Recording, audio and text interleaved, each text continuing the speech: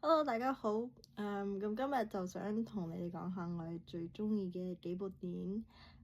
第一部咧就係功夫，之後仲有重慶森林同埋無間道。咁呢三部咧就比較經典嘅電影嚟嘅。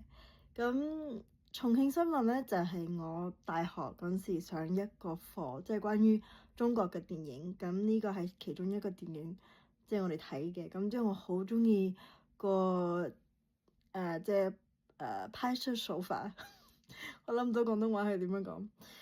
咁之後我就覺得哇，好好睇，同埋你就可能睇你覺得我唔知我睇咗啲乜嘢，但等你要慢慢諗下呢個故事係講緊咩，之後你要睇下原來呢啲角色可能係一部電影佢哋可能唔識嘅，or whatever，咁之後 somehow 佢哋嗰兩個故事咧係連住一齊嘅。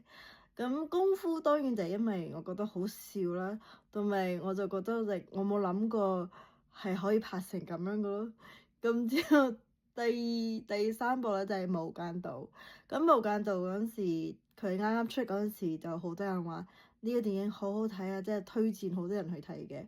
咁咧我就睇咗，咁之後我就話個故事可以咁樣，之後冇諗過會咁樣發生。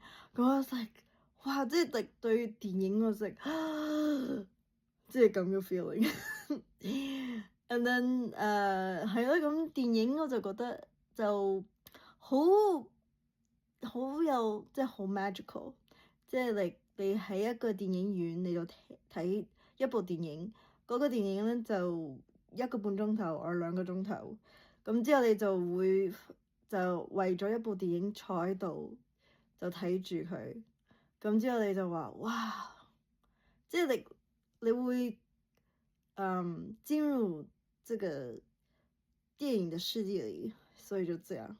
好了，so 呢個咧就係第二個 video，咁就下一次見啦。